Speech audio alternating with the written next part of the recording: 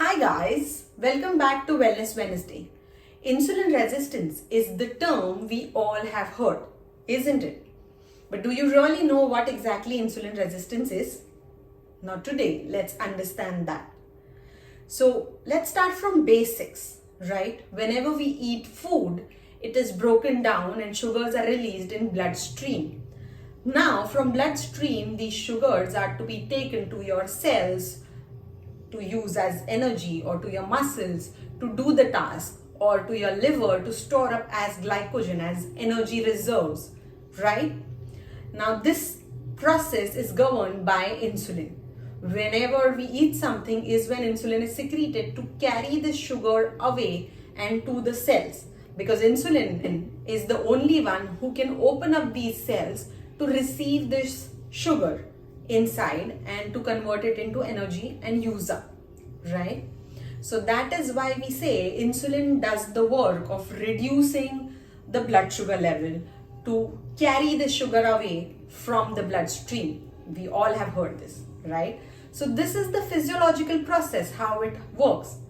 But if any individual is in a certain stage where that individual is eating very sugary stuff all the time, or high glycemic index food all the time, processed carbs and junk food all the time, or a person who is under tremendous stress chronically for very long time. It can be physical stress, mental stress, stress because of low nutrition, stress because of sleep deprivation, any of it.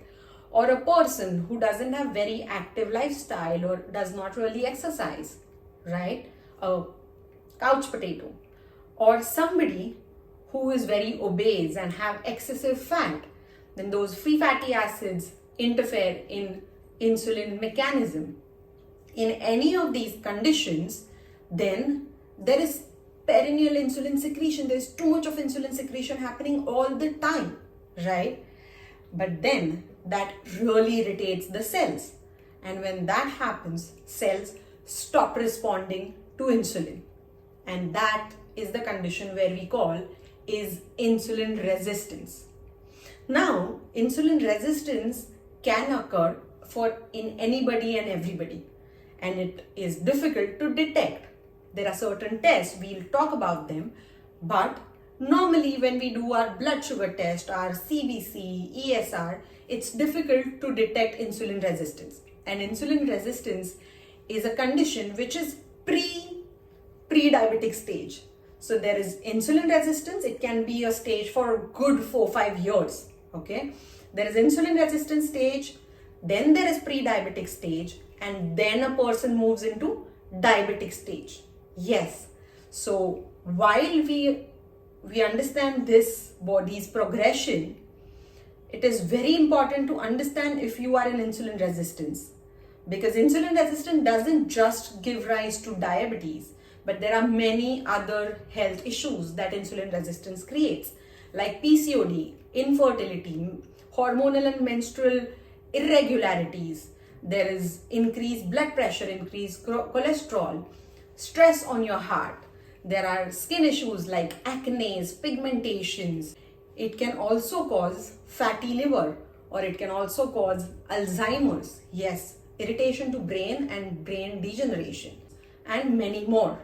So all these can be related to insulin resistance, or insulin resistance is at the root of all these problems that we get to see in people.